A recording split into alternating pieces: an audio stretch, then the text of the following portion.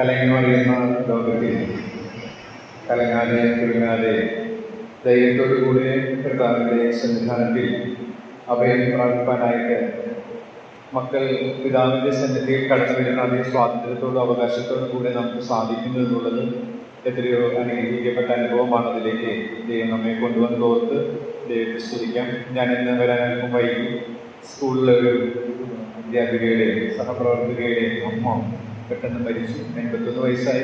പ്രത്യേകിച്ച് അസുഖമൊന്നും ഉണ്ടായിരുന്നില്ല. അപ്പോൾ സ്കൂളിൽ നിന്ന് എല്ലാവരും പോകുന്നു കുന്നംകുളത്തേക്കായിരുന്നു. പക്ഷേ ട്രാഫിക് ആയതുകൊണ്ട് അല്പം വൈകി. ഞാൻ ഇവിടെ തന്നെ വീട്ടിൽ കയറാതെ തന്നെ വേഗം വരാനായിട്ട് ഇടയായിട്ട് തീർന്നു. നമ്മൾ പഠിച്ചുകൊണ്ടിരിക്കുന്നത് യൂദയുടെ ലേഖനമാണ്. അതിൻ്റെ ഒരു ധ്യാനാത്മക പഠനമാണ്. സത്യവിശ്വാസം മുറുകെ പിടിച്ച് വിശ്വസ്തരായവരുടെ ചില പ്രത്യേകതകൾ ആണ് ഈ ലേഖനത്തിലൂടെ നമ്മൾ പഠിക്കുന്നത്. അതിലെ അവസാനത്തെ തലക്കെട്ടാണ് തിരിച്ചറിയുന്നവർ. ആ സത്യവിശ്വാസം മുറുകെ പിടിച്ച് വിശ്വസ്തരായവർ തിരിച്ചറിയുന്നവരാണ്. എന്താ തിരിച്ചറിയുന്നത് എന്നുള്ളതാണ് നമ്മൾ ഇപ്പോൾ ചിന്തിച്ചുകൊണ്ടിരിക്കുന്നത്. തെറ്റായ ഉപദേശത്തിൻ്റെ അപകടം. 8 മുതൽ യൂദയുടെ ലേഖനം 8 മുതൽ 16 വരെയുള്ള വാക്യങ്ങളിൽ നിന്നാണ് നമ്മളത് ചിന്തിച്ചുകൊണ്ടിരിക്കുന്നത്. തെറ്റായ ഉപദേശത്തിൻ്റെ അപകടം എന്താണെന്ന് ചോദിച്ചാൽ അത് ഇന്ദ്രിയങ്ങൾക്കനുസൃതമായി ജീവിക്കുന്നതാണ്. എന്ന് വെച്ചാൽ കാഴ്ചയാൽ നടക്കുക എന്നുള്ളതാണ്. അതെങ്ങനെ മനസ്സിലാക്കാൻ സാധിക്കും എന്നുള്ള കാര്യം ഞാൻ കഴിഞ്ഞ ആഴ്ചയിൽ പറഞ്ഞതുകൊണ്ട് തുടർന്നത് വീണ്ടും ആവർത്തിക്കാനായിട്ട് ആഗ്രഹിക്കുന്നില്ല. അങ്ങനെ കാഴ്ചയാൽ നടക്കുന്നവരുടെ ലക്ഷണങ്ങളാണ് നമ്മൾ തുടർന്നുള്ള കഴിഞ്ഞ 2 ആഴ്ചയായിട്ട് ചിന്തിച്ചുകൊണ്ടിരിക്കാനിടയായിട്ട് തീർന്നത്. കഴിഞ്ഞ ആഴ്ചയിൽ നമ്മൾ ചിന്തിച്ച് നിർത്തിയത് 11ാമത്തെ വാക്യത്തിൽ കാണുന്ന കയ്യിൻ്റെ വഴിയിൽ നടക്കുക എന്നുള്ള ദുരുപദേഷ്ടാക്കന്മാർ, അല്ലെങ്കിൽ ഇന്ന് സഭയിൽ കാണുന്ന ഒരു പ്രത്യേക അനുഭവത്തെ ആസ്പദമാക്കി ചില കുറിപ്പുകൾ കയ്യിൻ്റെ ചരിത്രം ആദ്യമായിട്ട് പ്രതിപാദിച്ചിരിക്കുന്നതിൽ നിന്ന് നിങ്ങളുടെ ശ്രദ്ധയിലേക്ക് കൊണ്ടുവരാനായിട്ടാണ് ഞാൻ ശ്രമിച്ചത്. തുടർന്ന് ആ 11ാമത്തെ വാക്യത്തിൽ അടുത്ത ഒരു വ്യക്തിയെ കാണുന്നു. അത് ബിലയാമിൻ്റെ വഞ്ചന എന്നുള്ളതാണ്. അപ്പോൾ ഈ ലേഖനത്തിൻ്റെ ഒരു പശ്ചാത്തലം ഇതിനോടകം നിങ്ങളുടെ മനസ്സിൽ വന്നിട്ടുണ്ടെന്ന് ഞാൻ വിചാരിക്കുകയാണ്. നമ്മൾ ഇങ്ങനെയുള്ളൊരു തലക്കെട്ടിലൂടെ പഠിക്കുന്നുണ്ട് എങ്കിൽ തന്നെയും ഈ ലേഖനത്തിൻ്റെ പൊതുവെ വായിക്കുമ്പോൾ നമുക്ക് മനസ്സിലാക്കാനായിട്ട് സാധിക്കുന്നത് ഒരു പോർക്കളത്തിൻ്റെ ചിത്രമാണ്. ആ പോർക്കളത്തിൽ നമുക്കറിയാം സൈനികരുണ്ട്. അപ്പോൾ ആ സൈനികരുടെ സവിശേഷതകളാണ് നമ്മൾ ചിന്തിച്ചത്. ഈ സൈനികർക്കൊരു ദൗത്യമുണ്ട്. വിശ്വാസത്തിന് വേണ്ടി പോരാടണം എന്നുള്ളതിൽ നിന്ന് നമുക്കത് മനസ്സിലാക്കാനായിട്ട് സാധിക്കും. മാത്രമല്ല ഈ സൈനികരുണ്ട്, അവർക്കൊരു ടാർഗറ്റ് ഉണ്ട്. എന്നാൽ അതേ പോർക്കളത്തിൽ തന്നെ എതിരാളിയുണ്ട്, ശത്രു സൈന്യമുണ്ട്. എതിരാളിയുടെ സ്വാധീനത്താൽ നിയന്ത്രണത്തിൽ നമുക്കെതിരെ അല്ലെങ്കിൽ സൈന്യത്തിനെതിരെ നിൽക്കുന്ന ഒരു എതിർ സൈന്യമുണ്ട്. അവരെ കുറിച്ചിട്ടുള്ള ചില പ്രത്യേകതകളാണ് നമ്മൾ കഴിഞ്ഞ നാളുകളായി ചിന്തിച്ചുകൊണ്ടിരിക്കുന്നത്. ചരിത്രത്തിൽ നിന്ന് പൊതുവായ 3 പ്രത്യേകതകൾ, തുടർന്ന് വ്യക്തിപരമായ പ്രത്യേകതകൾ. വ്യക്തിപരമായ പ്രത്യേകതകൾക്ക് ചരിത്രത്തിൽ നിന്ന് വ്യക്തിപരമായ 3 ദൃഷ്ടാന്തങ്ങൾ. അതിലൊരു ദൃഷ്ടാന്തമാണ് കഴിഞ്ഞ ആഴ്ച നമ്മൾ ചിന്തിച്ചത്, കയ്യിൻ്റെ വഴിയിൽ നടക്കുക എന്ന് പറയുന്നത്. അപ്പോൾ കയ്യിൻ്റെ വഴിയിൽ നടക്കുക എന്നുള്ളത് കൊണ്ട് തിരുവഴുത്ത് അർത്ഥമാക്കുന്ന ചില സത്യങ്ങൾ നിങ്ങളുടെ ശ്രദ്ധയിലേക്ക് ഞാൻ കൊണ്ടുവന്നു. തുടർന്ന് ഇന്ന് നമ്മൾ ചിന്തിക്കുന്നത് ബിലയാമിൻ്റെ വഞ്ചനയിൽ ഏൽപ്പിക്കുക എന്നുള്ള സത്യമാണ്. ആ ഭാഗം രേഖപ്പെടുത്തിയിരിക്കുന്നത് നമുക്കറിയാം സംഖ്യാപുസ്തകത്തിലാണ്. സംഖ്യാപുസ്തകത്തിലേക്ക് നമ്മൾ വരുമ്പോൾ 22ാം അധ്യായത്തിൽ ഇന്ന് കുറച്ച് കാര്യങ്ങൾ ആ ഭാഗത്ത് നിന്ന് പറയാമെന്ന് വിചാരിക്കുന്നു. ബിലയാമിൻ്റെ ചരിത്രം നമുക്ക് അവിടെ കാണാനായിട്ട് സാധിക്കുന്നുണ്ട്.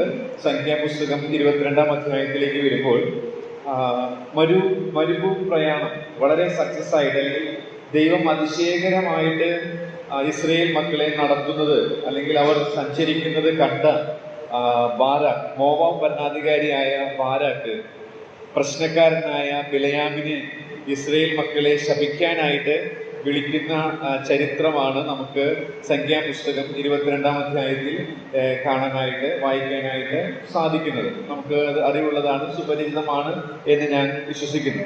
അവിടെ ബിലയാമിൻ്റെ വഞ്ചനയുടെ അല്ലെങ്കിൽ ബിലയാമിനെ കുറിച്ച് ചില കാര്യങ്ങൾ തൻ്റെ വഞ്ചനയോടുള്ള ബന്ധത്തിൽ നമുക്ക് കോമൺ ആയിട്ട് ചിന്തിക്കാമെങ്കിലും തന്റെ ചില ക്യാരക്ടറിസ്റ്റിക്സ് നമുക്ക് അവിടെ നിന്ന് പഠിക്കാനായിട്ട് സാധിക്കും. കയ്യിന്റെ വഴിയെ കുറിച്ച് പഠിച്ചതുപോലെ തന്നെ ആദ്യമായിട്ട് 22-ാം അധ്യായത്തിന്റെ 12-ാമത്തെ വാക്യം ഞാൻ വായിക്കുന്നു. 22-ാം അധ്യായത്തിന്റെ 12-ാമത്തെ വാക്യം. ദൈവം ബിലെയാമിനോട്, നീ അവരോട് കൂടെ പോകരുത്, ആ ജനത്തെ ശപിക്കുകയും അരുത്, അവർ അനുഗ്രഹിക്കപ്പെട്ടവർ ആകുന്നു എന്ന് കൽപ്പിച്ചു. ദൈവം വളരെ വ്യക്തമായി ബിലെയാമിനോട് കൊടുക്കുന്ന ഇസ്രായേൽ മക്കളോടുള്ള ബന്ധത്തിൽ കൊടുക്കുന്ന കൽപ്പനയാണ് നാം 12-ാമത്തെ വാക്യത്തിൽ വായിച്ചത്. 19-ാമത്തെ വാക്യത്തിലും നമുക്ക് കാണാനായിട്ട് സാധിക്കും. ആകയാൽ യഹോവ ഇനിയും എന്നോട് എന്ത് അരുളി ചെയ്യും എന്ന് ഞാൻ അറിയട്ടെ, നിങ്ങളും ഈ രാത്രി ഇവിടെ പാർക്കുവിൻ എന്ന് ഉത്തരം പറഞ്ഞു. അപ്പോൾ ദൈവം വ്യക്തമായി ഒരു കൽപ്പന കൊടുത്തു, പോകരുത്. പക്ഷേ ദ്രവ്യാഗ്രഹത്തിന്റെ വഞ്ചനയാൽ വഞ്ചിക്കപ്പെട്ട ഈ ബിലെയാം വീണ്ടും വീണ്ടും ദൈവത്തോട് അരുളപ്പാട് ചോദിക്കുന്നതായിട്ടാണ് 19-ാമത്തെ വാക്യത്തിൽ നാം വായിക്കാനായിട്ട് ഇടയായിരിക്കുന്നത്. അപ്പൊ ഒന്നാമതായിട്ട് അതിൽ നിന്ന് ഞാൻ പറയാനായിട്ട് ആഗ്രഹിക്കുന്നത്, ദൈവിക ആലോചന 12-ാമത്തെ വാക്യത്തിൽ, സംഖ്യാപുസ്തകം 22-12 വളരെ വ്യക്തമാണ്, നീ അവരോട് കൂടെ പോകരുത് എന്നുള്ളതാണ്. അപ്പോൾ ദൈവം നോ എന്നാണ് പറഞ്ഞത്. ദൈവത്തിന്റെ ആലോചന നോ എന്നാണ്. എന്നാൽ 19-ാമത്തെ വാക്യത്തിൽ ഇനിയും ദൈവം ഈ കാര്യത്തെക്കുറിച്ച് എന്ത് അരുളി ചെയ്യും എന്ന് പറഞ്ഞ് കാത്തിരിക്കുന്ന ബിലെയാമിനെ കാണും. അപ്പൊ അതിൽ നിന്നാണ് ഈ സത്യം ഞാൻ മനസ്സിലാക്കിയത്. ദൈവത്തിന്റെ ആലോചനയേക്കാൾ സ്വന്തം ആലോചനയെ വിലമതിക്കുക എന്ന വഞ്ചന ഇവിടെ ബിലെയാമിൽ നമുക്ക് കാണാനായിട്ട് സാധിക്കും. നമുക്കൊക്കെ പറ്റുന്ന ഒരു പരാജയമാണിത്. ദൈവത്തിന്റെ ആലോചനയെ കുറിച്ച് ശരിയായി മനസ്സിലാക്കിയെങ്കിലും നമ്മുടേതായ സൗകര്യങ്ങൾ അല്ലെങ്കിൽ നമ്മുടേതായിട്ടുള്ള ചില ലാഭത്തിനായിട്ട് ദൈവത്തിന്റെ വളരെ വ്യക്തമായ നോയെ യെസ് ആക്കി മാറ്റാനായിട്ട് നമ്മൾ പലപ്പോഴും ശ്രമിക്കാറുണ്ട്. അതൊരു വലിയ വഞ്ചനയായിട്ട് നമുക്കിവിടെ നിന്ന് പഠിക്കാനായിട്ട് സാധിക്കും. കൂടുതൽ അത് വിശദീകരിക്കുന്നില്ല. 22-12 തന്നെ വീണ്ടും നിരീക്ഷിക്കുമ്പോൾ മറ്റൊരു കാര്യം നമുക്ക് കാണാനായിട്ട് സാധിക്കുന്നത്, ദൈവം വ്യക്തമായി നോ എന്ന് പറഞ്ഞതാണ്, പോകരുത്. പക്ഷേ ബിലെയാം തന്റെ ഉള്ളിന്റെ ഉള്ളിൽ പോകാനായിട്ട് ശ്രമിക്കുകയാണ്. അവിടെ ഒരു ദൈവത്തിന്റെ ഇഷ്ടം നോ എന്ന് പറയുമ്പോൾ സ്വന്തം ഇഷ്ടം യെസ് എന്ന് പറഞ്ഞിട്ടുള്ള ഒരു മറുത്തുനിൽപ്പ് നമുക്ക് അവിടെ പഠിക്കാനായിട്ട് സാധിക്കും. അപ്പോൾ വ്യക്തമായ ദൈവത്തിന്റെ ഹിതം മനസ്സിലാക്കിയിട്ടും അതിനോട് മറുത്തു നിൽക്കുന്ന വഞ്ചന നമുക്ക് അവിടെ പഠിക്കാനായിട്ട് സാധിക്കുന്നുണ്ട്. 22-19 ഞാൻ ഓൾറെഡി വായിച്ചതാണ്. അവിടെ ദൈവിക ആലോചനയെ നിരസിക്കുന്ന പോഷത്വം എന്ന വഞ്ചന അത് നമുക്ക് കാണാനായിട്ട് സാധിക്കും. കാരണം ദൈവത്തിന്റെ അരുളപ്പാട് ദൈവത്തോട് വീണ്ടും ചോദിക്കുകയാണ്. എന്താ ചോദിക്കുന്നത്? നിന്റെ ജനത്തെ ശപിക്കാനായിട്ട് എന്നെ വിടണം എന്ന് ദൈവത്തോട് ചോദിക്കുകയാണ്. ഒരു കമന്ററിയിൽ ഞാൻ വായിച്ചത് ഇങ്ങനെയാണ്: സ്വന്തം വീട്ടിൽ ബോംബ് വെക്കാനായിട്ട് പെർമിഷൻ ചോദിക്കുന്നതിന് തുല്യമാണ് ഇത്. അപ്പൊ അതിന് പോഷത്വമാണ് താൻ ദൈവത്തോട് ചോദിക്കുന്നത്. പക്കാ പോഷത്വമാണെന്ന് പോലും തിരിച്ചറിയാൻ പറ്റാത്ത രീതിയിൽ കബളിപ്പിക്കപ്പെട്ട വഞ്ചിക്കപ്പെട്ട ബിലെയാമിനെ നമുക്ക് കാണാനായിട്ട് ദൈവത്തോട് പറയുകയാണ്, നിന്റെ ജനത്തെ ശപിക്കാനായിട്ട് എനിക്ക് പെർമിഷൻ തരണം എന്നുള്ളത്. അതായത് സ്വന്തം വീട്ടിൽ ബോംബിട്ട് തകർക്കാനായിട്ട് അനുവാദം ചോദിക്കുന്നത് പോലെ അതൊരു പോഷത്വമാണെന്നുള്ളത് നമുക്ക് അതിൽ നിന്ന് തന്നെ വ്യക്തമാണ്. അപ്പോൾ ദൈവത്തിന്റെ വ്യക്തമായ നോ അല്ലെങ്കിൽ വ്യക്തമായ യെസ് അത് നമ്മുടെ സ്വന്തം ഇഷ്ടത്തിന് വിപരീതമാണെങ്കിൽ അതിന് മറുത്തു നിൽക്കാനായിട്ട് നമ്മൾ ശ്രമിക്കുമ്പോൾ നാം പോഷത്വം പ്രവർത്തിക്കുന്നു എന്നുള്ളത് അതിൽ നിന്ന് മനസ്സിലാക്കാനായിട്ട് സാധിക്കും. 22-ാമത്തെ വാക്യത്തിൽ വരുമ്പോൾ സംഖ്യാപുസ്തകം 22-22 നമ്മോട് ഇങ്ങനെ വായിക്കുന്നു: അവൻ പോകുന്നത് കൊണ്ട് ദൈവത്തിന്റെ കോപം ജ്വലിച്ചു. അപ്പോ ഇവിടെ ദൈവത്തിന്റെ കോപം ജ്വലിച്ചു എന്നുള്ളതിൽ നിന്ന് നമുക്കിത് മനസ്സിലാക്കാനായിട്ട് സാധിക്കും. അതായത് ദൈവം അനുവദിക്കുന്നതെല്ലാം ദൈവഹിതമാണെന്ന് ധരിക്കുകയാണ്. പക്ഷെ അങ്ങ് ധരിച്ചുകൊണ്ട് പോകുമ്പോൾ ദൈവത്തിന്റെ കോപം ജ്വലിക്കുകയാണ്. ഇവിടെ നിന്ന് ഒരു പ്രധാനപ്പെട്ട ഒരു സത്യം നിങ്ങൾ ശ്രദ്ധയിലേക്ക് കൊണ്ടുവരാനായിട്ട് ഞാൻ ആഗ്രഹിക്കുകയാണ്. നമ്മുടെ ദൈവത്തിന് പെർഫെക്റ്റ് വില്ലുണ്ട്, പെർമിസീവ് വില്ലുണ്ട്. ദൈവശാസ്ത്രകാരന്മാർ ആ രീതിയിൽ തിരുവഴുത്തുകളിൽ തെളിവുകളുടെ അടിസ്ഥാനത്തിൽ അത് പ്രതിപാദിച്ചിട്ടുണ്ട്. പരിപൂർണ ദൈവത്തിന്റെ ഹിതവുമുണ്ട്, അനുവദനീയ ദൈവഹിതവുമുണ്ട്. പരിപൂർണ ദൈവഹിതവും അനുവദനീയ വചനം പഠിക്കുന്ന നിങ്ങൾക്ക് ഇത് അറിയാം എന്നുള്ളത് എനിക്കറിയാം. പക്ഷെ ഞാൻ സന്ദർഭോചിതമായിട്ട് പറയുകയാണ്. ഇവിടെ ദൈവത്തിന്റെ പരിപൂർണമായ ഹിതം അല്ലെങ്കിൽ പെർഫെക്റ്റ് വിൽ ഓഫ് ഗോഡ് എന്ന് പറയുന്നത് ബിലെയാം ബാലാക്കിന്റെ നിർദ്ദേശപ്രകാരം ഇസ്രായേൽ ജനത്തെ ശപിക്കാനായിട്ട് പോകരുത് എന്നുള്ളതായിരുന്നു. ബിലെയാം പോകരുത് എന്നുള്ളത് ദൈവത്തിന്റെ പരിപൂർണ ഹിതമായിരുന്നു. എന്നാൽ ബിലെയാമിന്റെ നിർബന്ധപ്രകാരം ദൈവം അത് അനുവദിച്ചു. അങ്ങനെ ബിലെയാം പോവുകയാണ്. അപ്പൊ ദൈവത്തിന്റെ പെർഫെക്റ്റ് വില്ലും പെർമിസീവ് വില്ലും സംഖ്യാപുസ്തകം 22 അധികരിച്ച് നമുക്ക് മനസ്സിലാക്കാനായിട്ട് സാധിക്കും. തിരുവഴുത്തിലുടനീളം ഇതേ ദൃഷ്ടാന്തങ്ങൾ ഇതിന് സമാനമായി നമുക്ക് കാണാനായിട്ട് സാധിക്കും. ഒരു ഉദാഹരണം കൂടെ പറഞ്ഞ് ഞാൻ മുന്നോട്ട് പോകാനായിട്ട് ആഗ്രഹിക്കുകയാണ്. ഇസ്രായേൽ മക്കളുടെ നായകൻ ദൈവം താൻ തന്നെയായിരുന്നു. എന്നാൽ മറ്റു ജാതികൾക്കുള്ളതുപോലെ രാജാവിനെ അവർ ആവശ്യപ്പെട്ടു ശമൂവേലിനോട്. അപ്പോൾ ദൈവം തന്നെ പറയുകയാണ്, അവർ എന്നെ വേണ്ട എന്ന് വെച്ചു. അതുകൊണ്ട് ദൈവം അവരുടെ ആ ആവശ്യത്തെ കേട്ട് തൻ്റെ പരിപൂർണ ഇഷ്ടം അല്ല എങ്കിൽ കൂടെയും രാജാവിനെ അവർക്ക് അനുവദിച്ചു കൊടുക്കും. അവിടെ ദൈവത്തിന്റെ പരിപൂർണ ഹിതവും അനുവദനീയ ഹിതവും നമുക്ക് കാണാനായിട്ട് സാധിക്കും. നമ്മെ സംബന്ധിച്ച് നാം എപ്പോഴും പ്രാർത്ഥിക്കേണ്ടത്, ദൈവമേ നിന്റെ പരിപൂർണ ഹിതത്തിൽ ജീവിക്കാൻ എനിക്കിടയാകണം. അനുവദനീയമായ ഹിതത്തിൽ ജീവിക്കാൻ ശ്രമിച്ചാൽ അതിന്റെ പരിണിത ഫലങ്ങൾ, കോൺസിക്വൻസസ് നമ്മൾ അനുഭവിക്കേണ്ടതായിട്ട് വരും എന്നുള്ളതിന് സംശയമില്ല. ഈ ബിലെയാമിന്റെ ചരിത്രം, ഇസ്രായേൽ മക്കളുടെ ചരിത്രം, കാദേശ് ബർണയിൽ ആവർത്തന പുസ്തകം 1 നാം അത് കാണുന്നുണ്ട്. ദൈവത്തിന്റെ പരിപൂർണ ഹിതമല്ലായിരുന്നു, എന്നിട്ട് കൂടെ ഒറ്റുകാരെ അയക്കാനായിട്ട് ഇടയായിട്ട് തീർന്നു. ആവർത്തനത്തിൽ വളരെ വ്യക്തമായിട്ട് അത് ദൈവത്തിന്റെ ഹിതമല്ലായിരുന്നു എന്നുള്ളത് വെളിപ്പെടുത്തുന്നുണ്ട്. അപ്പൊ തിരുവഴുത്തുകൾ നമ്മൾ പഠിക്കുമ്പോൾ ദൈവത്തിന്റെ പരിപൂർണ ഹിതവും ദൈവത്തിന്റെ അനുവദനീയ ഹിതവും അറിയാം. ദൈവത്തിന്റെ അനുവദനീയമായ പെർമിസീവ് വിൽ എന്ന് പറയുന്നത് നമ്മുടെ ശാഠ്യം, നമ്മുടെ നിർബന്ധത്തിന് ദൈവം അത് അനുവദിക്കുന്നതാണ്, സമ്മതിച്ചു തരുന്നതാണ്. ദൈവത്തിന്റെ പരിപൂർണ ഇഷ്ടപ്രകാരമല്ല അത് തരുന്നത്. അത് നമുക്ക് ഒരിക്കലും ഗുണകരമല്ല, അത് ദോഷമാണ് വരുന്നത്. അതുകൊണ്ട് നമ്മുടെ ജീവിതത്തിൽ ദൈവത്തിന്റെ പരിപൂർണ ഹിതം അതിൽ ജീവിക്കാനായിട്ട് നാം ശ്രമിക്കേണ്ടത് ആവശ്യമാണ്. പക്ഷേ ഇവിടെ ദൈവത്തിന്റെ അനുവദനീയമായ ഹിതത്തെ പരിപൂർണ ഹിതം എന്ന് തെറ്റിദ്ധരിച്ച് മുന്നോട്ട് പോകുന്ന ബിലെയാമിനോട് കോപിക്കുന്നതായിട്ട് നമുക്ക് കാണാനായിട്ട് സാധിക്കും. സംഖ്യാപുസ്തകം 22:19 നമ്മൾ ഓൾറെഡി നോക്കിയത് തന്നെയാണ്. അതിൽ നിന്ന് മറ്റൊരു കാര്യം നമുക്ക് കാണാനായിട്ട് സാധിക്കും. വീണ്ടും ദൈവത്തിന്റെ വ്യക്തമായ നോ നമ്മൾ 12-ാമത്തെ വാക്യത്തിൽ കണ്ടു. 19-ാമത്തെ വാക്യത്തിൽ ഈ നോ ചേഞ്ച് ആകുമോ എന്ന് കാത്തിരിക്കുന്ന ബിലെയാമിനെ കാണും. അതിന്റെ കാരണം കൂടുതൽ ബഹുമാനം, കൂടുതൽ ധനം ലഭിക്കും എന്നുള്ള ചിന്തയാണ്. അപ്പോ ദൈവത്തിന്റെ ആലോചനയെ ധനത്തിന്റെ വഞ്ചനയായി ധരിക്കുക. വിതയ്ക്കുന്നവന്റെ ഉപമയിൽ കർത്താവ് വിത്ത് വിതയ്ക്കുന്നതിന്റെ ഉപമയിൽ മത്തായി സുവിശേഷം 13-ാം അധ്യായത്തിൽ നാം അത് കാണുന്നുണ്ട്.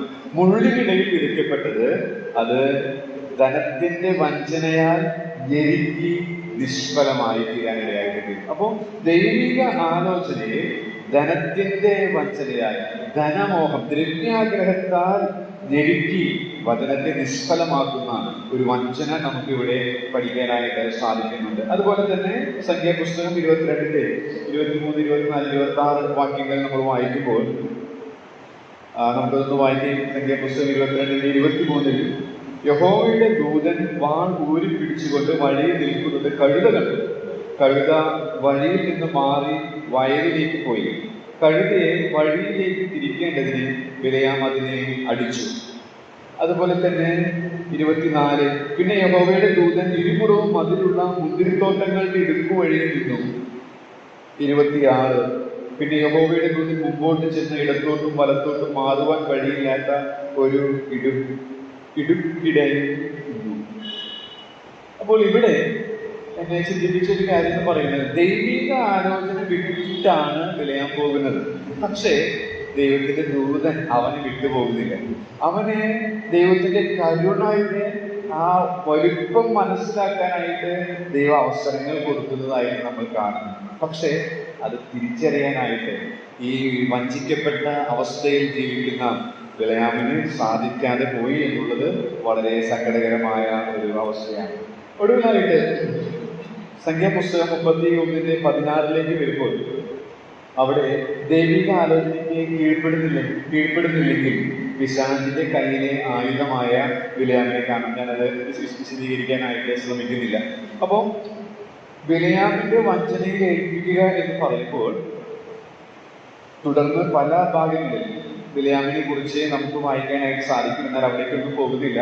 സംഖ്യാപുസ്തകം 22 നിന്നുകൊണ്ട് ചില കുറിപ്പുകൾ ബിലയാമിന്റെ വഞ്ചനയുടെ അപകടം ഈ കാലഘട്ടത്തിൽ ദൈവസഭയോടുള്ള ബന്ധത്തിൽ സംഭവിക്കുന്നത് ചിലത് നിങ്ങളുടെ ശ്രദ്ധയിലേക്ക് കൊണ്ടുവരാനായിട്ട് ഞാൻ ശ്രമിക്കുക മാത്രമാണ് ചെയ്യുന്നത്. ദൈവിക ആലോചനയ്ക്ക് കീഴ്പ്പെടാനായിട്ട് ദൈവത്തിന്റെ വ്യക്തമായ നോ മനസ്സിലാക്കിയിട്ടും നമ്മുടെ സ്വന്തം ഇഷ്ടത്തിന് ആ നോയെ യെസ് ആക്കി മാറ്റാനായിട്ട് നാം ശ്രമിച്ചാൽ അത് പിശാചിന്റെ കയ്യിലെ ഒരു ടൂളായിട്ട് നമ്മൾ മാറുന്നു എന്നുള്ള വഞ്ചന നാം തിരിച്ചറിയേണ്ടത് ആവശ്യമാണ്. ഒരു എഴുത്തുകാരൻ എഴുതിയിരിക്കുകയാണ്, സാത്താൻ ഒരു വഴി പരാജയപ്പെട്ടാൽ വേറെ 1000 വഴികളാൽ തോൽപ്പിക്കാൻ നോക്കും. അതുകൊണ്ട് അവന്റെ തന്ത്രങ്ങൾ നമ്മൾ അറിയണം. അദ്ദേഹം പറഞ്ഞിരിക്കുകയാണ്, ഒരു പക്ഷേ സാത്താന്റെ മേൽ നമുക്ക് ഒരു പ്രത്യേകമായ സിറ്റുവേഷനിൽ പാപത്തിന്മേൽ ജയം ലഭിച്ചു. അപ്പൊ നമ്മൾ വിചാരിക്കും, ഓക്കെ ഞാൻ ജയിച്ചു, ഇനി ഈ ജയത്തിൻ്റെതായിട്ടുള്ള എഫക്ട് കുറെ നാൾ ഉണ്ടാകുമെന്നാണ് വിചാരിക്കുക. പക്ഷെ ഒരിക്കൽ അവനെ തോൽപ്പിച്ചു എന്നത് തുടർന്ന് പരാജയപ്പെടാതെ ജീവിക്കാൻ സാധിക്കുമെന്നുള്ളതിന്റെ ഗ്യാരണ്ടി അല്ല. അവൻ നമ്മെ വീഴ്ത്താനായിട്ട് ഒരു വഴി അവൻ പരാജയപ്പെട്ടാൽ വേറെ 1000 വഴികളിലൂടെ നമ്മെ തോൽപ്പിക്കാൻ അവൻ ശ്രമിച്ചുകൊണ്ടേയിരിക്കും എന്നുള്ളത് നാം ശ്രദ്ധിക്കേണ്ടത് ആവശ്യമാണ്. അപ്പോൾ ബിലയാമിന്റെ വഞ്ചനയിൽ പെടുവാനായിട്ട് നമുക്ക് ഇടയായിട്ട് തീരുന്നു. അടുത്തതായിട്ട് നാം ആ വാക്യത്തിൽ തന്നെ കാണുന്നത്, കാഴ്ചയാൽ ജീവിക്കുന്നതിന്റെ മറ്റൊരു ലക്ഷണം കോരഹിന്റെ മത്സരത്തിൽ നശിച്ചു പോവുകയും ചെയ്തു. 11-ാമത്തെ വാക്യത്തിൽ കാണുന്നുണ്ട് കോരഹിന്റെ മത്സരത്തിൽ നശിക്കുക. എന്താണ് കോരഹിന്റെ മത്സരത്തിൽ നശിക്കുക എന്നുള്ളത് കൊണ്ട് അർത്ഥമാക്കുന്നത്? നമുക്കറിയാം, ലേവി ഗോത്രക്കാരൻ തന്നെയായിരുന്നു കോരഹ്. എന്നാൽ കെഹാത്യനായതുകൊണ്ട് ആ ശുശ്രൂഷകളാണ് ദൈവാലയവുമായി ബന്ധപ്പെട്ട് കോരഹിന് ലഭിച്ചത്. എന്നാൽ പൗരോഹിത്യ, നമ്മുടെ ഇന്നത്തെ ഭാഷയിൽ പറഞ്ഞാൽ വളരെ ആളുകളുടെ മുമ്പാകെ എപ്പോഴും ഇടപെടുന്ന അംഗീകാരം, മാന്യത ഒക്കെ ലഭിക്കുന്ന ശുശ്രൂഷ ലഭിച്ചത് അഹരോന്യ വംശജർക്കായിരുന്നു. അപ്പൊ അതുകൊണ്ട് തന്നെ സ്വാഭാവികമായിട്ട് അഹരോനും അതുപോലെ തന്നെ മോശയ്ക്കും ഒക്കെ ലഭിച്ചിരിക്കുന്ന ആദരവ്, അംഗീകാരം, ഇതൊന്നും തനിക്ക് ലഭിക്കാത്തത് കൊണ്ടുള്ള അസ്വസ്ഥതയിൽ നിന്ന് വന്നതാണോ ഈ മത്സരം എന്നുള്ളത് അറിഞ്ഞുകൂടാ. എന്നിരുന്നാൽ തന്നെയും അത് പഠിക്കുമ്പോൾ ഈ കോരഹിനെ കുറിച്ച് സംഖ്യാപുസ്തകം 16 നമ്മൾ വരുമ്പോൾ ചില പാഠങ്ങൾ പഠിക്കാനായിട്ട് സാധിക്കും. ഞാൻ എടുത്ത് വായിക്കാതെ തന്നെ ചില കുറിപ്പുകൾ പറഞ്ഞ് മുന്നോട്ട് പോകാനായിട്ട് ആഗ്രഹിക്കുകയാണ്. അപ്പൊ ഇതൊക്കെ ദുരുപദേഷ്ടാക്കന്മാരുടെ ലക്ഷണമാണ്. അത് നമ്മുടെ ജീവിതത്തിൽ വരാതിരിക്കാനായിട്ട് മുൻകരുതൽ എടുക്കാനായിട്ടാണ് ഇത് സൂചിപ്പിച്ച് പോകുന്നത്. സംഖ്യാപുസ്തകം 16:3 പ്രധാനപ്പെട്ട ആ ശുശ്രൂഷ തനിക്ക് ലഭിച്ചിട്ടില്ല, മോശയ്ക്കും അതുപോലെ തന്നെ അഹരോന്യ വംശജർക്കും ലഭിച്ചിരിക്കുന്നു എന്നുള്ളത് കൊണ്ട് സ്വയാധികാരത്തിനും പ്രശസ്തിക്കുമായിട്ടുള്ള ആഗ്രഹത്തിൽ നിന്ന് വന്നതാണ് ഈ മത്സരം, ലീഡർഷിപ്പിനോടുള്ള മത്സരം എന്നുള്ളത് നമുക്ക് അവിടെ നിന്ന് പഠിക്കാനായിട്ട് സാധിക്കും. അടുത്തതായിട്ട് ആ 3-ാം വാക്യം തന്നെ സംഖ്യാപുസ്തകം 16:3 നിങ്ങൾ പിന്നീട് വായിച്ചാൽ മതി. അവിടെ നിന്ന് മറ്റൊരു കാര്യം നമുക്ക് പഠിക്കാനായിട്ട് സാധിക്കും. ദൈവം ഒരു ശുശ്രൂഷ ദൈവാലയത്തോടുള്ള ബന്ധത്തിൽ കോരഹിനും കൂട്ടർക്കും ഏൽപ്പിച്ചിട്ടുണ്ടായിരുന്നു. പക്ഷെ അതിൽ തൃപ്തനാകാത്തതിൽ നിന്നാണ് മത്സരം വന്നത് എന്നുള്ളത് നമുക്ക് ആ ഭാഗം പഠിക്കുമ്പോൾ മനസ്സിലാക്കാനായിട്ട് സാധിക്കും. 16:34 സംഖ്യാപുസ്തകം 16:34 വരുമ്പോൾ അവിടെ ദൈവഭയമില്ലാത്തതാണ് മത്സരത്തിലേക്ക് നയിച്ചത് എന്ന് മനസ്സിലാക്കാം. അതെങ്ങനെ മനസ്സിലാക്കാം? അവിടെ ഇത് വായിക്കുന്നില്ല, ഞാൻ വേഗം പറഞ്ഞു പോവാണ്. സങ്കീർത്തനം 16:34 നമ്മൾ വായിക്കുന്നത് മോശെ കവിണ്ണു വീണു എന്നുള്ളതാണ്. അപ്പോൾ മരുയാത്രയിൽ മോശയെ കുറിച്ച് നമ്മൾ വായിക്കുമ്പോൾ മോശയുടെ ഒരു റൊട്ടീനായിരുന്നു, എന്ത് പ്രതിസന്ധികൾ പ്രശ്നങ്ങൾ വന്നാലും തൻ്റെ സ്വന്തം ശക്തിയാൽ പരിഹരിക്കാതെ കവിണ്ണു വീഴുന്ന മോശ. ഒരു കമന്റേറ്റർ എഴുതിയത് വളരെ രസകരമായിരുന്നു. സ്വർഗത്തിൽ ചെന്നാൽ നമുക്ക് മോശയെ വേഗത്തിൽ തിരിച്ചറിയാൻ സാധിക്കും. അതിന് അദ്ദേഹം തമാശ രൂപേണ കൊടുത്തിരിക്കുന്നത്, ഈ ദീർഘ മരുപ്രയാണത്തിൽ എത്ര പ്രശ്നങ്ങളാണ് മോശ ഫേസ് ചെയ്തത്. ഇങ്ങനെ ഓരോ പ്രാവശ്യവും പ്രശ്നങ്ങൾ ഫേസ് ചെയ്തപ്പോൾ മോശ കവിണ്ണു വീഴുകയാണ്. അപ്പൊ എത്ര തവണ അവൻ കവിണ്ണു വീണുണ്ടായിരുന്നു. അപ്പൊ അങ്ങനെ കവിണ്ണു വീണ് അവന്റെ മൂക്ക് ജപ്പാൻകാരുടെയും ചൈനക്കാരുടെയും പോലെ ആയി കാണും. അപ്പോൾ അതുപോലെയുള്ള ഒരു വ്യക്തി ആയിത്തീർന്നിരിക്കാം മോശ എന്ന് സരസമായി ഞാൻ കമന്റ് ചെയ്തിട്ട് ഞാൻ വായിക്കാനിടയായിട്ട് തീരുന്നു. ഞാൻ പറഞ്ഞു വന്നത്, മോശ ദൈവത്തോട് ബഹുമാനത്തോടുകൂടി ആദരവുള്ള വ്യക്തി ആയതുകൊണ്ട് എല്ലാ കാര്യത്തിലും എല്ലാ പ്രശ്നങ്ങളിലും സൊല്യൂഷൻ തരാൻ ദൈവത്തിന് മാത്രമേ കഴിയൂ എന്നുള്ളത് കൊണ്ട് തന്റെ യജമാനന്റെ മുമ്പിൽ കവിണ്ണു വീഴുന്ന ഒരു ശീലം മോശയ്ക്കുണ്ടായിരുന്നു. എന്നാൽ ഇതൊക്കെ കണ്ടു വളരുന്ന കോരഹിനെ സംബന്ധിച്ച് അതൊന്നും അവന് വിഷയമില്ല. സ്വന്തം പ്രശംസ, സ്വന്തം അധികാരം, ദൈവം ഏൽപ്പിച്ച ശുശ്രൂഷയിൽ തൃപ്തിയില്ലാതെ മറ്റുള്ളവർക്ക് ബഹുമാനം കിട്ടുന്ന ആ ശുശ്രൂഷ തനിക്കും വേണമെന്നുള്ള ഒരു തരം ആർത്തിയിൽ നിന്ന് ദൈവഭയമില്ലാതെ അവൻ പ്രവർത്തിക്കുന്നത്, അത് ദൈവഭയമില്ലായ്മ മത്സരത്തിലേക്ക് നയിക്കും എന്നുള്ളതിന് യാതൊരു സംശയമില്ല. സംഖ്യ 16:13 നമ്മൾ വായിക്കുമ്പോൾ ദൈവാധികാരത്തിന് കീഴ്പ്പെടാത്ത ദൈവമാണ് മോശയ്ക്കും അഹരോനും ദൈവമാണ് അവരെ അപ്പോയിന്റ് ചെയ്തത്. അപ്പോ ദൈവത്താൽ ലഭിച്ച അധികാരം അവർ വിനിയോഗിക്കുകയാണ്. അതിന് വിധേയപ്പെടാനായിട്ട് മനസ്സില്ല. അപ്പൊ ദൈവം നിയമിച്ചാക്കിയ അധികാരത്തിന് വിധേയപ്പെടാതിരിക്കുന്നത് മത്സരത്തിലേക്ക് നയിക്കും എന്നുള്ളത് നമുക്ക് കാണാനായിട്ട് സാധിക്കും. സങ്കീർത്തനം 68:6 മറ്റൊരു പാഠം ഇതിനോട് ചേർത്ത് ചിന്തിക്കാനായിട്ട് സാധിക്കും. വരണ്ട അനുഭവത്തിൽ നിന്നാണ് ഈ മത്സരം വരുന്നത് എന്ന് വെച്ചാൽ അവിടെ പറയുന്നുണ്ട്, മത്സരം വരണ്ട അനുഭവം, മത്സരികൾ വരണ്ട ദേശത്ത് പാർക്കുമെന്നാണ് സങ്കീർത്തനം 68:6 നാം വായിക്കുന്നത്. അപ്പോൾ അവന്റെ ആന്തരിക ജീവിതം വരണ്ടതായിരുന്നു. ദൈവാലയത്തോട് ബന്ധപ്പെട്ട ശുശ്രൂഷകൾ ചെയ്യുന്നുണ്ടെങ്കിലും അവന്റെ ആന്തരിക ജീവിതം വരണ്ടതായിരുന്നു എന്ന്. അതാണ് മത്സരത്തിലേക്ക് അവനെ നയിക്കാനിടയായിട്ട് തീർന്നത്. 16:28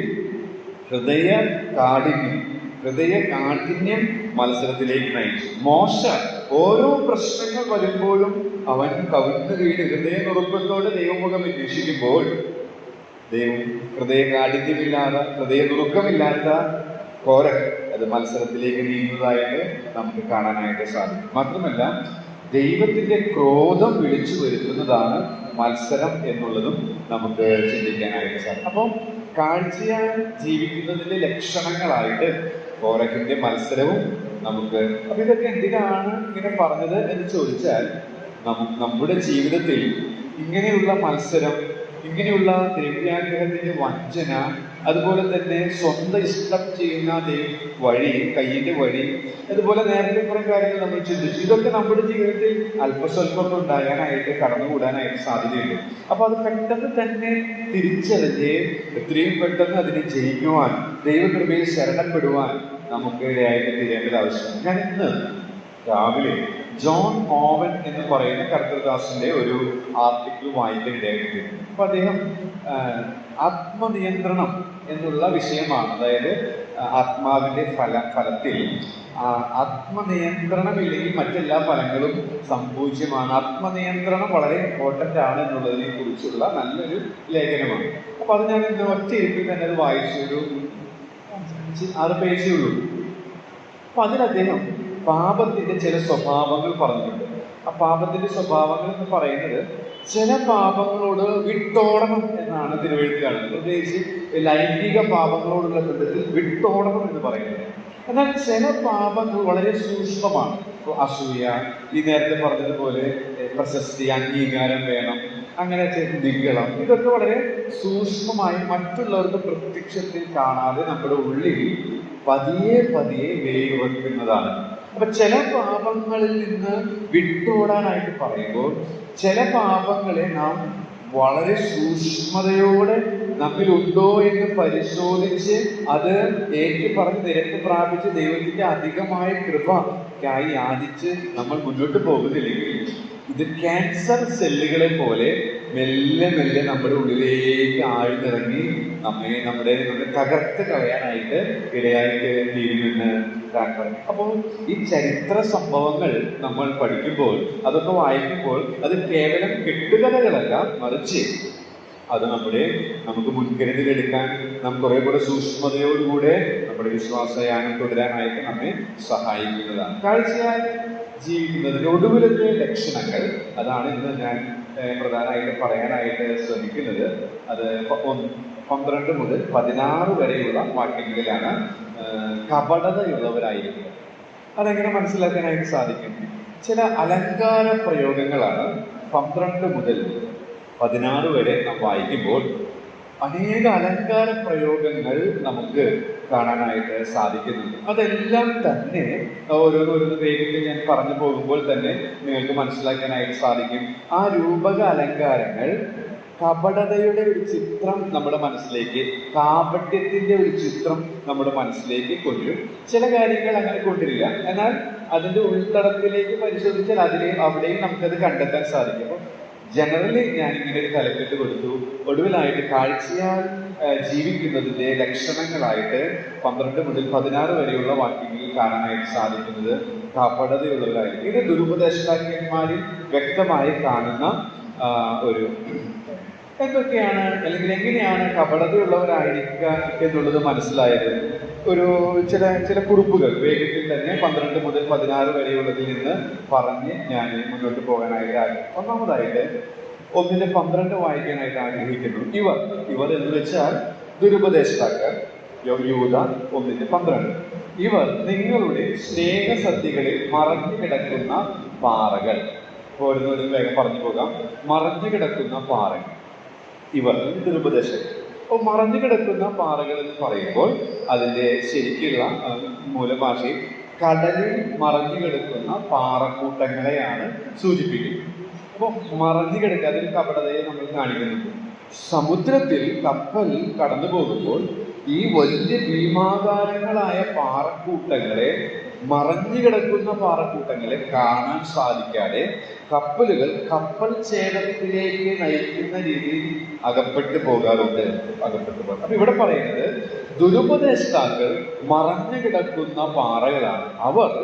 അവരുടെ മേൽ ആരൊക്കെ തട്ടുന്നു എന്ന് വെച്ചാൽ അവരാൽ സ്വാധീനം ചെലുത്തപ്പെടുന്നവരുടെ വിശ്വാസ കപ്പൽ തകർന്നു പോകാനായിട്ട് ഇടയായിട്ട് തീരും എന്നുള്ളതാണ് അവിടെ നിന്ന് നമുക്ക് പഠിക്കാനായിട്ട് സാധിക്കുന്നത്. അപ്പോസ്തലനായ പൗലോസ് തന്നെ പറയുന്നുണ്ട്, തിമോഥെയോസിന്റെ 2-ാം ലേഖനം, അവരുടെ വിശ്വാസ കപ്പൽ തകർന്നു പോയി എന്നുള്ളത്. അപ്പോൾ ദുരുപദേഷ്ടാക്കന്മാരുടെ സ്വാധീനം ഇതിന്റെ വലയത്തിൽ നമ്മൾ വന്നാൽ നമ്മൾ തകർന്നു പോകാനിടയായിട്ട് തീരുന്നുണ്ട്. എപ്രകാരം?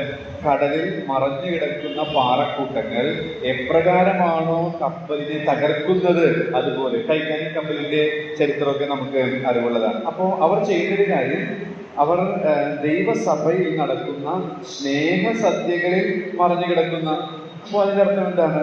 സ്നേഹസദ്യ എന്ന് പറയുമ്പോൾ നമ്മുടെ ഈ കാലഘട്ടത്തിൽ ചെയ്യുന്നത് പോലെയുള്ളതല്ല, ആ പശ്ചാത്തലത്തിലല്ല 1-ാം നൂറ്റാണ്ടിലുള്ള സ്നേഹസദ്യകൾ. അത് കുറച്ചും കൂടെ ഊഷ്മളതയും മധുരതയും ഉള്ളതായിരുന്നു. അപ്പൊ ദൈവസ്നേഹത്തിന്റെ രുചി, ദൈവസ്നേഹത്തിന്റെ തൃപ്തി ആസ്വദിക്കുന്ന, വെളിപ്പെടുത്തുന്ന ആ കൂട്ടായ്മകളിൽ അരുചിയും അതൃപ്തിയും ഉള്ളതാക്കി മാറ്റുന്നതാണ് സ്നേഹസദ്യകളിൽ മറഞ്ഞു കിടക്കുന്ന പാറകളായ ദുരുപദേഷ്ടാക്കൾ എന്നാണ് നമുക്ക് അവിടെ നിന്ന് പഠിക്കാനായിട്ട് സാധിക്കുന്നത്.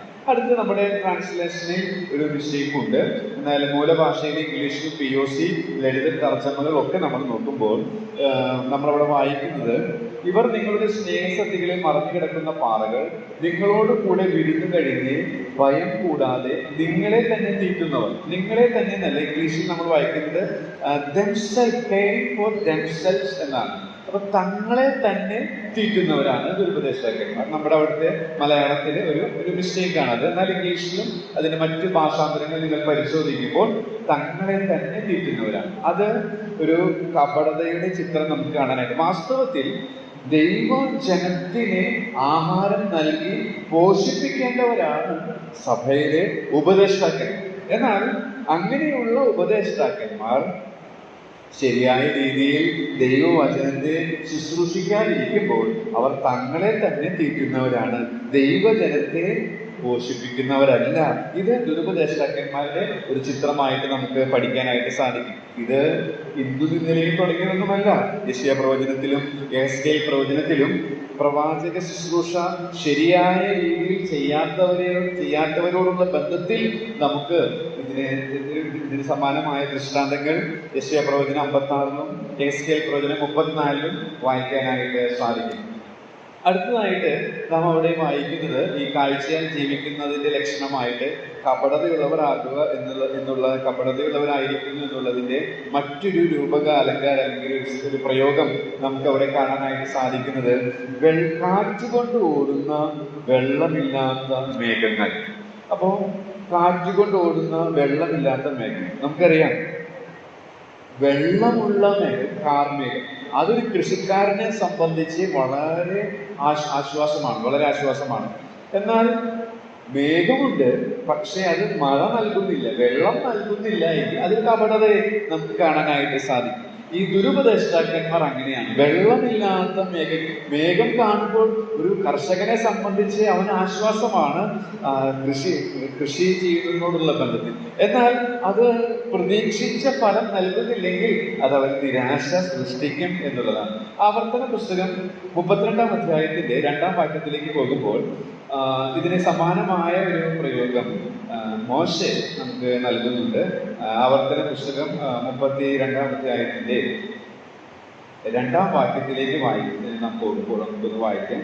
ആവർത്തന പുസ്തകം 32-ാം അധ്യായത്തിന്റെ 2-ാമത്തെ വാക്യത്തിൽ നാം ഇങ്ങനെ വായിക്കുന്നു: മഴ പോലെ എന്റെ ഉപദേശം പൊഴിയും, എന്റെ വചനം മഞ്ഞു പോലെയും ഇളം പുല്ലിന്മേൽ പൊടിമഴ പോലെയും സസ്യത്തിന്മേൽ മാരി പോലെയും ചൊരിയും. അപ്പൊ ദൈവത്തിന്റെ വചനം, ഉപദേശം, അത് മഴ പോലെ പൊഴിയുന്നതിനോട് താരതമ്യപ്പെടുത്തിയിട്ട് ഇവിടെ അത് നമുക്കിവിടെ ചേർത്ത് ചിന്തിക്കാവുന്നതാണ്. വെള്ളമില്ലാത്ത ഈ ദുരുപദേഷ്ടാക്കന്മാർക്ക് ദൈവവചനം ഇങ്ങനെ മഴ പോലെ പൊഴിക്കാനായിട്ട് സാധിക്കുകയില്ല. ഒരു കർത്തൃദാസൻ അതിനെ കുറിച്ച് വളരെ മനോഹരമായിട്ട് എഴുതിയിട്ടുണ്ട്. അതിങ്ങനെയാണ് എഴുതിയിരിക്കുന്നത്. അതായത് ഞാനത് ജസ്റ്റ് ഒന്ന് വായിക്കാം.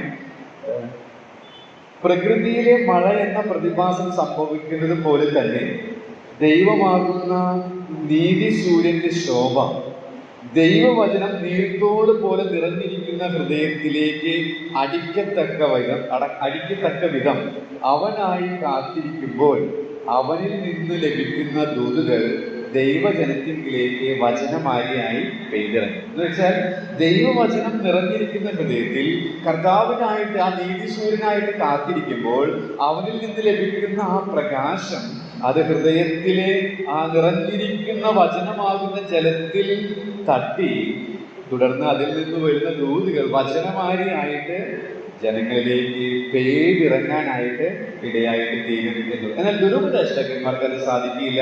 അവർ വെള്ളമില്ലാത്ത മേഘങ്ങൾ പോലെയാണ്. മറ്റൊരു കാര്യം നാം അവിടെ വായിക്കുന്നത്, വേരറ്റുപോയ വെള്ളമില്ലാത്ത ഇല കൊഴിഞ്ഞു ഫലമില്ലാതെയും രണ്ടൊരു ചത്തും വേരറ്റുപോയ വൃക്ഷം. രണ്ടൊരു ചത്തും എന്ന് വെച്ചാല് ഉള്ളും അതുപോലെ തന്നെ പുറവും പൊള്ള എന്നുള്ളതാണ്. അതായത് വേരുമില്ല, ഇലയും ഫലവും ഇല്ല എന്നുള്ളതിന് ഒരു പ്രയോഗമാണ് രണ്ടൊരു ചത്തു എന്നുള്ള പ്രയോഗം എന്ന് പറയുന്നത്. അപ്പോൾ വേരറ്റുപോയ വൃക്ഷങ്ങളെ പോലെ, അവിടെയും നമുക്കറിയാം വൃക്ഷമാണ്, അതിന്റെ ഫലം കാണിക്കേണ്ടതാണ്, എന്നതില്ല. ദുരുപദേഷ്ടാക്കന്മാർ അങ്ങനെയാണ്. അപ്പോൾ ദുരുപദേഷ്ടാക്കന്മാരെ മനസ്സിലാക്കാൻ മനോഹരമായ ദൃഷ്ടാന്തങ്ങൾ പ്രകൃതിയിൽ നിന്ന് എടുക്കുന്നതാണ് നമ്മൾ ഈ ഭാഗങ്ങളിൽ കാണാനായിട്ട് സാധിക്കും. വേരറ്റുപോയ വൃക്ഷങ്ങളാണ്. അകവും പുറവും പൊള്ളയാണ് ദുരുപദേഷ്ടാക്കന്മാർ. എന്നാൽ നമ്മെ സംബന്ധിച്ച്, അല്ലെങ്കിൽ ശരിയായ ദൈവത്തിന്റെ ഉപദേഷ്ടാക്കന്മാരെ സംബന്ധിച്ച് അവർ ആന്തരികത്ത് നട്ടിരിക്കുന്നതിനാൽ തക്ക കാലത്ത് ഫലം കായ്ക്കുന്നവരായിരിക്കും എന്നുള്ളതിന് യാതൊരു സംശയമില്ല. മറ്റൊരു കാര്യം നാം അവിടെ വായിക്കുന്നത് 13-ാമത്തെ വാക്യത്തിൽ, യൂദയുടെ ലേഖനം, തങ്ങളുടെ നാണക്കേട് തുറച്ചു തള്ളുന്ന കൊടിയ കടൽത്തിരകളായിട്ടാണ് അവിടെ ദുരുപദേഷ്ടാക്കന്മാരെ നമുക്ക് കാണാനായിട്ട് സാധിക്കുന്നത്. അപ്പോ അവിടെ നമുക്ക് പഠിക്കാനായിട്ട് സാധിക്കും. നമുക്കറിയാം, കൊടിയ കടൽത്തിരകൾ. സുനാമി ഉണ്ടായപ്പോൾ ഞങ്ങൾ ടിമിഷോറിന്റെ കൂടെ ആ സമയത്ത് തിരുവനന്തപുരത്ത്, കൊല്ലം, ആ ഭാഗങ്ങളൊക്കെ പരസ്യങ്ങളിൽ പോയ സമയമായതുകൊണ്ട് ആ പ്രദേശങ്ങളൊക്കെ സന്ദർശിക്കാൻ ഇടയായിട്ട് എനിക്കൊരു 16-17 വയസ്സ് പ്രായമുള്ള സമയത്തായിരുന്നത്. അപ്പൊ അവിടെ കാണാൻ സാധിക്കുന്നത് കൊടിയ കടൽത്തിരകൾ വന്നതിന്റെ ഫലമായിട്ട് അവിടെ നിറയെ അവശിഷ്ടങ്ങളാണ്, നിറയെ ചെളിയാണ്, ചേറാണ്. അത് മേലോട്ട് തള്ളി ആ പ്രദേശത്ത് വീടുകൾ ഈ വെള്ളപ്പൊക്കം പോലെയൊന്നുമല്ല, അതിനേക്കാൾ അപകടകരമായ അവസ്ഥയിൽ ശോചനീയമായത് ഞാൻ ഇന്ന പോലെ ഓർക്കുകയാണ്. യെശയ്യാ 57:20 ഇങ്ങനെയാണ് നമ്മൾ വായിക്കുന്നത്, ദുഷ്ടർ കലങ്ങി മറിയുന്ന കടൽത്തിര പോലെ. അപ്പൊ ദുരുപദേഷ്ടാക്കന്മാർ അവർ ഈ ചേറും ചെളിയും മാത്രമേ പുറത്തേക്ക് വമിക്കുകയുള്ളൂ. മൂല്യമുള്ളതൊന്നും അവരുടെ ഭാഗത്ത് നിന്ന് വരികയില്ല. മാത്രമല്ല, മൂല്യമുള്ളതിനെ നശിപ്പിക്കാനായിട്ട് അവർ ശ്രമിക്കുകയാണ് ചെയ്യുന്നത് എന്നുള്ളത് നമുക്ക് അവിടെ.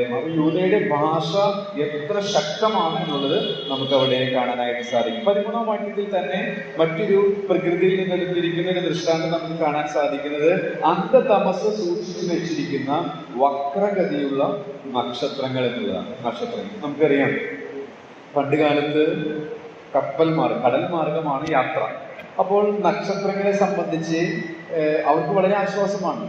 ഗതി നിർണ്ണയിക്കാനായിട്ട് അല്ലെങ്കിൽ ലക്ഷ്യസ്ഥാനത്തേക്ക് പോകാനായിട്ട് ഇവരെ സഹായിക്കുന്നതായിരുന്നു.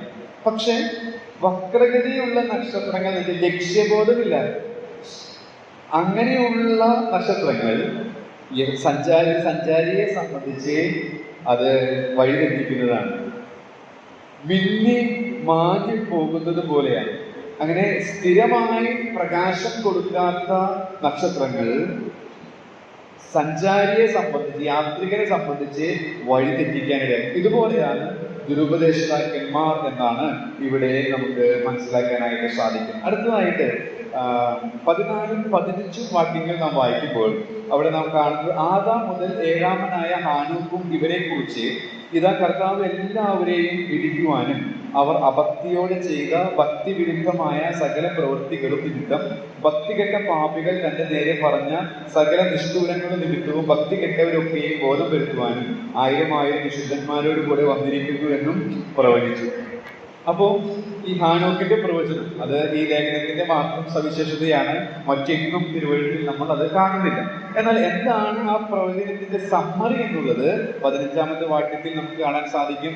കർത്താവിന്റെ മഹത്വ പ്രത്യക്ഷതയോടുള്ള ബന്ധത്തിലുള്ള കാര്യമാണ്. അതിനോടുള്ള ബന്ധത്തിൽ ദുഷ്ടന്മാർക്ക് വരുന്ന ന്യായവിധിയെ കുറിച്ചാണ് ഹാനോക്ക് അന്ന് പ്രവചിച്ചത് എന്നുള്ളത് യൂദ ഇവിടെ കോട്ടിയിരിക്കുകയാണ്. അപ്പൊ അതിൽ നിന്ന് നമുക്ക് മനസ്സിലാക്കാനായിട്ട് സാധിക്കും, ഈ ദുരുപദേഷ്ടാക്കന്മാർക്ക് ന്യായവിധിയുണ്ട്. ദൈവം അവരുടെ പ്രവൃത്തിക്ക് അനുസൃതമായ രീതിയിൽ അവരെ കൈകാര്യം ചെയ്യും എന്നുള്ളതിന് യാതൊരു സംശയവുമില്ല. ഇവിടെ നിന്ന് ചില കാര്യങ്ങൾ കൂടെ പറയാനായിട്ട് സാധിക്കും. കർത്താവ് അനുവദിക്കുകയാണെങ്കിൽ അടുത്ത ആഴ്ചയിൽ 2 കുറിപ്പുകൾ കൂടെ പറഞ്ഞ് ഈ ഭാഗം വിട്ട് 17 മുതൽ 23 വരെ അടുത്ത ആഴ്ചയിലും 24 മുതൽ 25 വരെ അത് കഴിഞ്ഞുള്ള ആഴ്ചയിൽ കൂടെ പറഞ്ഞ് ഈ ക്ലാസ്സുകൾ അവസാനിപ്പിക്കണമെന്നാണ് ഞാൻ ആഗ്രഹിക്കുന്നത്. ഈ സത്യവിശ്വാസം മുറുകെ പിടിച്ച് വിശ്വസ്തയോടുകൂടെ ദുരുപദേഷ്ടാക്കന്മാരെ തിരിച്ചറിഞ്ഞ് ദൈവത്തിന്റെ ആലോചനയ്ക്ക് ശുശ്രൂഷ ചെയ്യുവാൻ വചനം പറഞ്ഞതിനെയും കേട്ട നിങ്ങളെയും ദൈവത്തിന്റെ ആത്മാവ് സഹായിക്കുമാറാകട്ടെ.